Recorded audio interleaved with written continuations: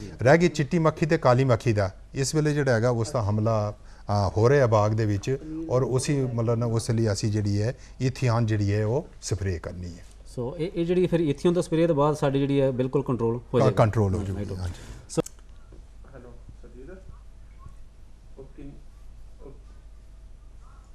किसान वीरो असीं गल कर रहे सी किन्नुआं दे बाग दे जिहड़े ने ਉਹਦੇ ਕਿਹੜੇ कीड़े मकोड़े अजकल आ सकते हैं। डॉक्टर साहब ਆਪਾਂ ਗੱਲ ਕਰ ਰਹੇ ਸੀ ਵੀ ਕਿੰਨੂ ਦੇ ਵਿੱਚ ਜਿਹੜੀ ਹੈ ਤੁਸੀਂ ਦੱਸਿਆ ਕਿ ਮਾਈਟ ਆ ਸਕਦੀ ਹੈ, ਵਾਈਟ ਫਲਾਈ ਆ ਸਕਦੀ ਹੈ। ਇਸ ਤੋਂ ਬਾਅਦ ਜਿਹੜੀ ਹੈ ਕਿਉਂਕਿ ਬਹੁਤ ਸਾਰੇ ਸਾਡੇ ਕਿੰਨੂਆਂ ਦੇ ਬਾਗ ਦੇ ਵਿੱਚ ਆਮ ਤੌਰ ਤੇ ਦੇਖਣ ਜਾਏ ਕਿ ਜਿਹੜੀ ਹੈ ਮਿਲੀ ਬੱਗ ਇਹ ਵੀ ਕਾਫੀ ਨੁਕਸਾਨ ਕਰਦੀ ਹੈ। ਇਹਦੇ ਬਾਰੇ ਤੁਸੀਂ ਕੀ ਕਹਿਣਾ ਚਾਹੋਗੇ? हाँ बिल्कुल ढिल्लों साहब, आपने गिल साहब जी है मिली बग का हमला जोड़ा तो वह किन्नों के बागों में हो रहा है। मैं देखा कि 4 किस्म के जोड़े मिली बग जोड़े ने बागों में आते।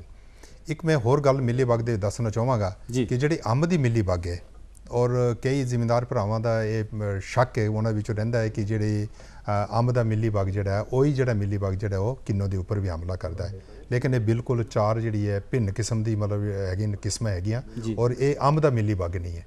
दूजा सवाल वो पुछते हैं कि जी तिलकवी पट्टी असी अंब में लाने कि वो जी है असी किन्नों के भी लगा सकते हैं, लेकिन वो नहीं है। तिलकवी पट्टी जी है सिर्फ अंब के लानी है, और जी है तिलकवी पट्टी वो असी किन्नों के नहीं लानी।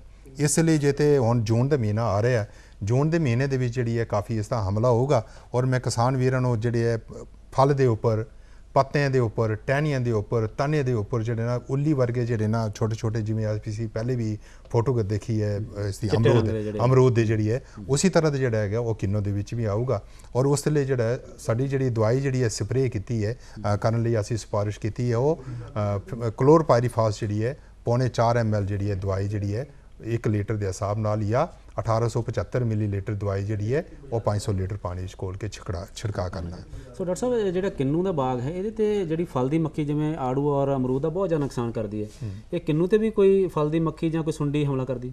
बिल्कुल जी है फल की मक्खी जी है 2004 तक के किन्नों के उपर जी है इस फल की मक्खी का हमला नहीं सीगा जी, लेकिन 2004 तो होने तक हर साल जो किन्नों के उपर जो फल की मक्खी का हमला होता है। और ये हमला जाके जोड़े अगस्त के आखिर तो शुरू हो के जदों उपरले पासे अगर जोड़े जिमींदार अगर देखूगा कि बूटे के उपर जी है अपने फलदार बूटे के उपर जिथे पीला रंग हो जाऊगा फल का, या जो धुप्पे उपर बूटे के उपर है उत्थे वो डंग मार के अंडे देंदी है, अंडे के बाद जो ना सुंडी उस करती है अपना हमला करती है। हमले के बाद जी उस उल्ली लग जाती, उल्ली के बाद जो ना कई जो फल जोड़े वो थले मतलब ना डिग पेंदे। उस लिए जी है साढ़े कोल जी दवाई जी हाले तक किन्नों के सिफारिश नहीं की, लेकिन जी है जी दूसरी जी है अपने अमरूद के उपर है या आड़ू के उपर है उसी तरह असी फैनुअल रेट जी 2.5 मिलीलीटर जी वो असी कर सकते हैं। उपर साहब तुहाडे कोल जानना चाहांगे कि तुसीं साडे किसानां दे नुमाइंदे बन के साडे कोल आए हो, आम तौर पर साढ़े जोड़े किसान ने कई बारी जड़ियाँ स्प्रेयां डॉक्टर साहब ने जिवें दसियां ने उन्होंने पूरी तरह असी सिफारिश की मात्रा नहीं करते या सही समय पर नहीं करते, तो फिर कई बारी साडा जिहड़ा फायदा है वो नहीं होंदा, नुकसान हो जाता है उल्टा साडा जिहड़ा कंट्रोल है कीड़े मकोड़े का नहीं होंदा। तो तुसीं अपने बागां दे विच जिहड़ा है आड़ू जां अमरूद भी तुसीं लाया होया उहदा तुसीं फल दी मक्खी दा जां होर सुंडियां दा किवें कंट्रोल करदे हो? ਪਹਿਲਾਂ ਤਾਂ ਜੀ ਜਿਹੜੀ ਅੱਗੇ ਦੁਕਾਨਦਾਰ ਕੋਲ ਜਿਵੇਂ ਦੱਸਿਆ ਪਹਿਲਾਂ ਵੀ ਦਵਾਈ ਲੈ ਕੇ ਆ ਜਾਂਦੀ ਸੀਗੀ, ਜਿਵੇਂ ਹੁਣ ਡਾਕਟਰ ਸਾਹਿਬ ਨੇ ਦੱਸਿਆ ਵੀ ਉਹ ਦਵਾਈ ਹੈਗੀ ਆ ਉਹੀ ਦਵਾਈ ਕਿੰਨੂ ਤੇ ਆਉਂਦੀ ਹੈ, ਜਿਸ ਤਰ੍ਹਾਂ ਫਲ ਆਈ ਜਾਂਦੇ ਆ ਉਹ ਤੇ ਆਈ ਜਾਂਦੇ ਆ ਜੀ, ਪਰ ਹੁਣ ਉਹਦਾ ਰਿਜ਼ਲਟ ਬਹੁਤ ਵਧੀਆ ਜੀ। ਠੀਕ ਹੈ, ਹਾਂਜੀ ਉਹਦੇ ਵਿੱਚ ਫਿਰ ਤੁਸੀਂ ਜਿਹੜਾ ਹੈ ਜਿੱਦਾਂ ਤੁਹਾਡਾ ਫਰੂਟ ਬਿਲਕੁਲ ਹੀ ਪਹਿਲਾਂ ਡਿੱਗ ਪੈਂਦਾ ਸੀ ਜਾਂ ਹੁਣ ਉਹਦੇ ਵਿੱਚ ਕੋਈ ਫਰਕ ਪਿਆ ਪਹਿਲਾਂ ਨਾਲੋਂ? ਬਹੁਤ ਜ਼ਿਆਦਾ ਜੀ, ਬਹੁਤ ਜ਼ਿਆਦਾ ਜੀ, ਬਹੁਤ ਜ਼ਿਆਦਾ ਫਰਕ ਹੈ। ਸਾਡੇ ਜਿਹੜੇ ਕਿਸਾਨ ਵੀਰ ਤੁਹਾਨੂੰ ਸੁਣ ਰਹੇ ਨੇ ਉਹਨਾਂ ਨੂੰ ਤੁਸੀਂ ਕੀ ਕਹਿਣਾ ਚਾਹੋਗੇ? ਮੈਂ ਉਹਨੂੰ ਇਹ ਕਰਾਂਗਾ ਜੀ ਜਿਹੜੀ ਦਵਾਈ ਆ ਟਾਈਮ ਨਾਲ, ਚਾਹੇ ਦਵਾਈ ਸਹੀ ਵੀ ਜੇ ਤੁਸੀਂ ਲੇਟ ਪਾਤੀ ਫਿਰ ਵੀ ਉਹਦਾ ਕੋਈ ਫਾਇਦਾ ਨਹੀਂ, ਕਿ ਟਾਈਮ ਨਾਲ ਪਾਣ तो वधिया गल है, हर एक काम जो टाइम ना करन तो वधिया गल जी। डॉक्टर साहब जिद्दां अजकल जिहड़े साडे बाग ने जिन्हां नूं हुण फल आ रहा है ਉਹਦੇ ਵਿੱਚ ਮੇਨ ਜਿਹੜਾ ਸਾਡਾ ਹੈ ਲੀਚੀ ਵੀ ਅੱਜ ਕੱਲ੍ਹ ਫਲ ਜਿਹੜਾ ਹੁਣ ਆਇਆ ਹੈ, ਲੀਚੀ ਨੂੰ ਵੀ ਪਹਿਲਾਂ ਤਾਂ ਸੁੰਡੀ ਨਹੀਂ ਸੀ ਪੈਂਦੀ, ਲੇਕਿਨ ਕਈ ਵਾਰੀ ਹੁਣ ਦੇਖਿਆ ਕਿ ਲੀਚੀ ਨੂੰ ਵੀ ਜਿਹੜੀ ਆ ਸੁੰਡੀ ਪੈਣ ਲੱਗ ਪਈ ਹੈ। ਡਾਕਟਰ ਸਾਹਿਬ ਇਸ ਸਵਾਲ ਦਾ ਜਵਾਬ ਤੁਹਾਡੇ ਕੋਲ ਮਿਲਾਂਗਾ। ਪਹਿਲਾਂ ਇੱਕ ਸਾਡੇ ਦਰਸ਼ਕ ਸਾਡੇ ਨਾਲ ਜੁੜਨਾ ਚਾਹੁੰਦੇ ਨੇ। ਹੈਲੋ, ਸਤਿ ਸ਼੍ਰੀ ਅਕਾਲ ਜੀ। ਜੀ ਜੀ ਸੁਖਦੇਵ ਸਿੰਘ ਜੀ, ਸਵਾਗਤ ਹੈ ਪ੍ਰੋਗਰਾਮ, ਸਵਾਲ ਦੱਸੋ। ਜੀ ਜੀ हाँ जी, पहला गल तो मेरी है भी हुणे गलबात चल रही सी भी जिहड़ी स्प्रे बारे हाँ जी आम तौर ते देखिया जांदा कि सर कि साडे फसल नूं कई मौके इक्के समय एक तो वध बीमारियां घेर लैंदियां। बिल्कुल किसान भी की सोचदे आ भी क्यों ना आपां जिहड़ी इक्के चीज नाल कई निशाने जिहड़े वो मार लगी। मेरा कहण दा मतलब है भी एक ही दवाई नूं विच ਮਿਲਾ ਕੇ 2-3 ਦਵਾਈਆਂ ਕਰਕੇ ਇੱਕੇ ਸਮੇਂ ਜਿਹੜੀ ਬਿਮਾਰੀ ਦੀ ਰੋਕਥਾਮ ਕੀਤੀ ਜਾਵੇ। ਪਰ ਮੈਂ ਪੁੱਛਣਾ ਚਾਹੁੰਦਾ ਵੀ ਕੋਈ ਇਸ ਤਰ੍ਹਾਂ ਦੀ ਦਵਾਈ ਜਿਹੜੀ ਮਿਲਾ ਕੇ ਆਪਾਂ 1-2 ਬਿਮਾਰੀਆਂ ਆਪਣੀ ਫਸਲ ਨੂੰ ਪੈਣੀਆਂ, ਬਾਗ ਨੂੰ ਪੈਣੀਆਂ, ਉਹਦਾ ਮਿਲਾ ਕੇ ਆਪਾਂ ਕਰ ਸਕਦੇ ਹਾਂ। ਦੂਜੀ ਗੱਲ ਇਹ ਹੈ ਵੀਰ ਜੀ, ਤੁਸੀਂ ਬੂਟਿਆਂ ਦੀ ਗੱਲ ਕੀਤੀ, ਨਰਸਰੀ ਤੋਂ ਲੈਣ ਦੀ, ਉਹ ਬੜੀ ਤਸੱਲੀ ਦਿੰਦੇ ਆ ਵੀ ਸਾਡੇ ਬੂਟਿਆਂ ਨੂੰ ਦਵਾਈ ਲੱਗੀ ਹੁੰਦੀ ਹੈ, ਕੋਈ ਇਹਨੂੰ ਹੋਰ ਦਵਾਈ ਦੀ ਲੋੜ ਨਹੀਂ, ਕੋਈ ਇਹਨੂੰ ਇੰਨੇ ਸਾਲ ਤੱਕ ਸਪਰੇਅ ਦੀ ਲੋੜ ਨਹੀਂ, 2 ਸਾਲ ਜਾਂ 5 ਸਾਲ ਤੱਕ ਕਿਸਾਨ ਵੀਰ ਆਪਣੇ ਘਰ ਦੇ ਵਿੱਚ ਆਣ ਕੇ ਲਾ ਲੈਂਦੇ ਆ। ਆਪ ਦੇ ਲੈਵਲ ਤੇ ਕਿਸਾਨ ਵੀਰ ਨੂੰ ਕਿਸ ਤਰ੍ਹਾਂ ਦੇ ਪ੍ਰਬੰਧ ਕਰਨੇ ਚਾਹੀਦੇ ਆ ਕਿ ਉਹਨਾਂ ਦੀ ਗੱਲ ਤੇ ਵਿਸ਼ਵਾਸ ਕਰ ਲੈਣਾ ਚਾਹੀਦਾ ਵੀ ਬਾਕੀ ਬੂਟਿਆਂ ਨੂੰ ਦਵਾਈ ਲੱਗੀ ਹੈ ਤਾਂ ਜੋ ਬੂਟਾ ਬਾਅਦ ਦੇ ਵਿੱਚ ਮਰੇ ਨਾ। ਕਿਸ ਤਰ੍ਹਾਂ ਦਾ ਉਪਰਾਲਾ ਆਪ ਦੇ ਲੈਵਲ ਤੇ ਕਿਸਾਨ ਨੂੰ ਕਰਨਾ ਚਾਹੀਦਾ ਜਦੋਂ ਬੂਟਾ ਕਿਸਾਨ ਦੇ ਖੇਤ ਵਿੱਚ ਆ ਜਾਵੇ? ਧੰਨਵਾਦ ਵੀਰ। ਬਿਲਕੁਲ ਡਾਕਟਰ ਸਾਹਿਬ, ਤੁਹਾਡੇ ਕੋਲ ਜਾਣਨਾ ਚਾਹਾਂਗੇ ਕਿ ਪਹਿਲਾਂ ਤਿੰਨ ਸਵਾਲ ਇਹਨਾਂ 2 ਸਵਾਲ ਕੀਤੇ ਨੇ। ਪਹਿਲਾਂ ਕੀਤਾ ਕਿ ਦਵਾਈਆਂ ਮਿਲਾ ਕੇ ਸਪਰੇਅ ਅਸੀਂ ਕਰ ਸਕਦੇ ਕਿ ਨਹੀਂ ਕਰ ਸਕਦੇ। ਸੁਖਦੇਵ ਜੀ, ਤੁਹਾਡੇ ਵੱਲੋਂ ਨਾ ਸਵਾਲ ਜਿਹੜੇ ਨੇ ਮੈਂ ਬਹੁਤ ਕਹੂੰਗਾ ਕਿ ਬਹੁਤ ਹੀ ਚੰਗੇ ਸਵਾਲ ਹਨ। ਜਿਹੜੀ ਪਹਿਲੇ ਇਹਨਾਂ ਨੇ ਗੱਲ ਕੀਤੀ ਹੈ ਕਿ ਦਵਾਈਆਂ ਅਸੀਂ ਮਿਕਸ ਕਰਕੇ ਤੇ ਸਪਰੇਅ ਕਰੀਏ। ਮਿਕਸ ਕਰਨ ਦਾ ਤੇ ਮੈਂ ਨਹੀਂ ਕਹੂੰਗਾ ਨਹੀਂ ਕਰਨੀ ਆ। ਉਸ ਦੇ ਵਿੱਚ ਕਾਰਨ ਇਹ ਹੈ ਕਿ ਜਿਹੜੀ ਕੰਪੈਟੀਬਿਲਿਟੀ ਚਾਰਟ ਜਿਹੜਾ ਹੈ ਉਹ ਸਾਡੇ ਕੋਲ ਬਹੁਤ ਪੁਰਾਣਾ ਚਾਰਟ ਹੈਗਾ ਔਰ ਕੰਪੈਟੀਬਿਲਿਟੀ ਦੇ ਉੱਪਰ ਜਿਹੜੇ ਨਾ ਕੰਮ ਇੰਨਾ ਪੂਰੀ ਦੁਨੀਆ ਦੇ ਵਿੱਚ ਨਹੀਂ ਹੋ ਰਹੇ। ਔਰ ਇਸ ਕਰਕੇ ਮੈਂ ਰਿਕਮੈਂਡ ਨਹੀਂ ਕਰੂੰਗਾ, ਮੈਂ ਸਿਫਾਰਿਸ਼ ਨਹੀਂ ਕਰੂੰਗਾ ਕਿ ਤੁਸੀਂ ਮਿਕਸ ਕਰਕੇ ਦਵਾਈਆਂ ਸਪਰੇਅ ਕਰਨੀ ਹੈ। ਦੂਜਾ ਕਾਰਨ ਇਹ ਕਿ ਜਦੋਂ ਅਸੀਂ ਅਗਰ ਦਵਾਈਆਂ ਸਪਰੇਅ ਕਰਦੇ ਹਾਂ, ਮਿਕਸ ਕਰਕੇ ਕਰਦੇ ਹਾਂ, ਇੱਕ ਦਵਾਈ ਦਾ ਅਸਰ ਕੋਈ ਜਿਹਨੂੰ ਆਪਾਂ ਬੋਲਦੇ ਹਾਂ ਕਿ ਉਹ ਅੰਦਰ ਕੀੜੇ ਦੇ ਅੰਦਰ ਜਾਂ ਜਿਹੜੇ ਨਾ ਵਾਤਾਵਰਨ ਦੇ ਵਿੱਚ ਕਿਵੇਂ ਕਰੇਗਾ, ਉਸ ਦਾ ਅਸਰ ਕੀ ਹੁੰਦਾ ਹੈ। ਜਦੋਂ ਅਸੀਂ ਅਗਰ ਇੱਕ ਦਵਾਈ ਜਿਹੜੀ ਹੈ ਦੂਸਰੀ ਦਵਾਈ ਨਾਲ ਮਿਲਾ ਦਿੱਤੀ, ਪਹਿਲੇ ਤੇ ਸਾਨੂੰ ਪਤਾ ਨਹੀਂ ਕਿ ਉਹ ਕਿਵੇਂ ਉਸ ਦਾ ਮਿਲਾਉਣੀ ਚਾਹੀਦੀ ਹੈ ਜਾਂ ਨਹੀਂ, ਪਹਿਲੇ ਉਹ ਪਤਾ ਨਹੀਂ ਹੈ। ਦੂਜਾ ਹੈ ਕਿ ਜਦੋਂ ਅਸੀਂ ਫਰਜ਼ ਕਰੋ ਦਵਾਈਆਂ ਉਸ ਤਰ੍ਹਾਂ ਮਿਲਾਈ ਵੀ ਜਾ ਸਕਦੀਆਂ ਲੇਕਿਨ ਉਹਨਾਂ ਦਾ ਅਸਰ ਜਿਹੜਾ ਇਸ ਦਾ ਮਤਲਬ ਇਹ ਹੈ ਕਿ ਜਦੋਂ ਸਹਿਣਸ਼ੀਲਤਾ ਕੀੜੇ ਦੇ ਵਿੱਚ ਆ ਗਈ, ਬਿਮਾਰੀ ਦੇ ਵਿੱਚ ਆ ਗਈ ਤੇ ਅਸੀਂ ਜਿਹੜੇ ਨਾ ਐਟ ਏ ਟਾਈਮ ਜਾਂ ਇੱਕੋ ਹੀ ਸਮੇਂ ਦੇ ਵਿੱਚ ਅਸੀਂ ਜਿਹੜਾ ਹੈਗਾ 2 ਜਾਂ 3 ਦਵਾਈਆਂ ਨੂੰ ਜਿਹੜੇ ਨਾ ਅਸੀਂ ਨਾ ਸਹਿਣਸ਼ੀਲਤਾ ਜਿਹੜੀ ਉਹ ਕੀੜੇ ਵਿੱਚ ਲਿਆਵਾਂਗੇ ਔਰ ਉਸ ਦੇ ਨਾਲ ਜਿਹੜਾ ਹੈਗਾ ਅਸੀਂ ਜਿਹੜੀ ਅਸਰ ਜਿਹੜਾ ਹੈਗਾ 2-3 ਦਵਾਈਆਂ ਦਾ ਅਸਰ ਜਿਹੜਾ ਉਹ ਇੱਕੋ ਹੀ ਵਾਰੀ ਜਿਹੜਾ ਖਤਮ ਕਰਨਾ ਚਾਹੁੰਦੇ ਇਹ ਕਰਾਂਗੇ ਜੀ।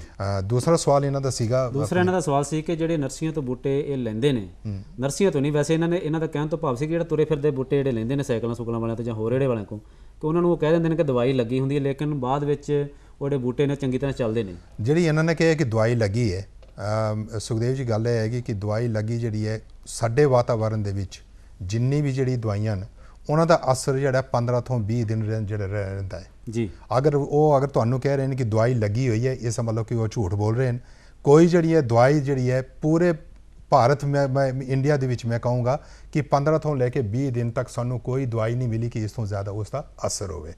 ਇਸੇ ਕਰਕੇ ਅਸੀਂ ਕਹਿੰਦੇ ਹਾਂ ਕਿ ਕਦੋਂ ਔਰ ਕਿਵੇਂ ਸਪਰੇਅ ਕਰਨੀ ਹੈ। ਬਿਲਕੁਲ ਟਾਈਮ ਦਾ ਧਿਆਨ ਰੱਖਣਾ। ਜੇ ਤੇ ਤੁਸੀਂ ਕੀੜੇ ਆਉਣ ਤੋਂ ਪਹਿਲੇ ਸਪਰੇਅ ਕਰ ਲਈਏ, ਕੀੜਾ 15 ਦਿਨ ਬਾਅਦ ਆਇਆ ਤੇ ਉਹਨੇ ਹਮਲਾ ਕਰ ਜਾਣਾ ਹੈ ਤੇ ਦਵਾਈ ਦਾ ਅਸਰ ਕਿਉਂਕਿ ਉੱਥੇ ਨਹੀਂ ਹੈ।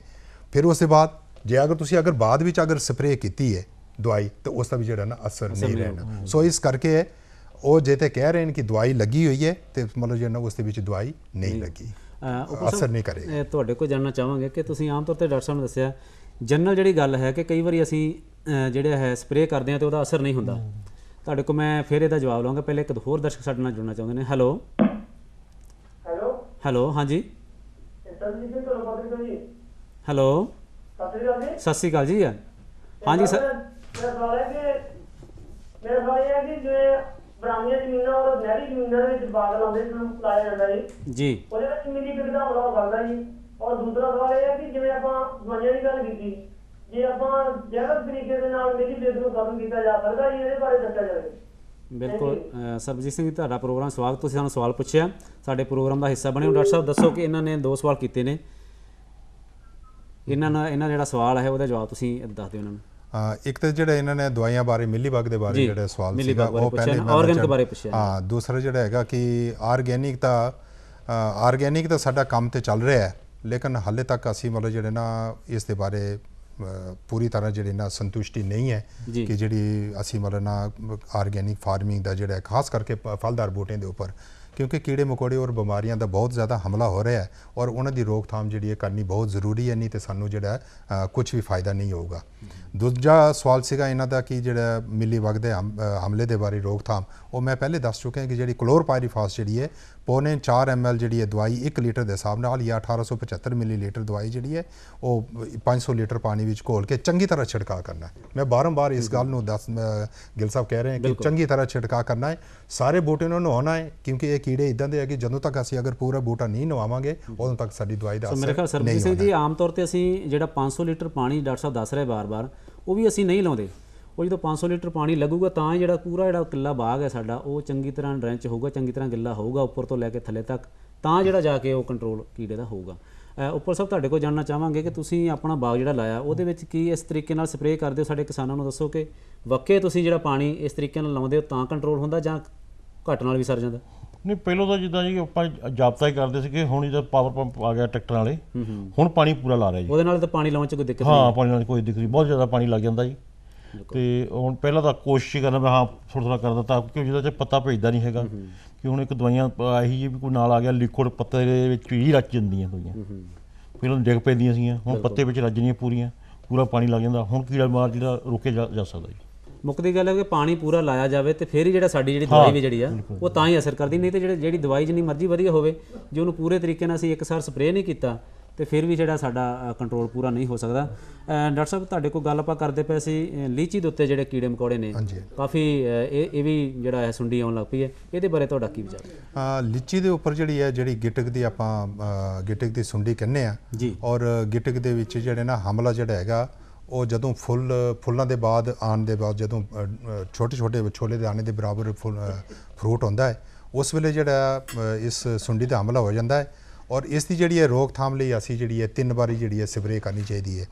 2 ਸਪਰੇਆਂ ਤੇ ਨਿਕਲ ਚੁੱਕੀਆਂ ਹਨ ਔਰ ਇੱਕ ਜਿਹੜੀ ਹੈ ਇੱਕ ਹੋਰ ਜਿਹੜੀ ਹੈ ਤੀਜੀ ਸਪਰੇਅ ਜਿਹੜੀ ਹੈ ਉਹ ਜਿਹੜੀ ਹੈ ਸਾਨੂੰ ਕਰਨੀ ਚਾਹੀਦੀ ਹੈ। ਉਸ ਲਈ ਜਿਹੜੀ ਸਾਨੂੰ ਫੈਨੋਲਰੇਟ ਜਿਹੜੀ ਦਵਾਈ ਹੈ ਉਸੀ ਉਹ ਜਿਹੜੀ ਨਾ 1.5 ml ਜਿਹੜੀ ਹੈ ਦਵਾਈ 1 ਲੀਟਰ ਦੇ ਜਾਂ 750 ਮਿਲੀਲੀਟਰ ਜਿਹੜੀ ਹੈ 500 ਲੀਟਰ ਪਾਣੀ ਵਿੱਚ ਘੋਲ ਕੇ ਉਸ ਦਾ ਛਿੜਕਾਅ ਕਰਨਾ ਚਾਹੀਦਾ ਹੈ।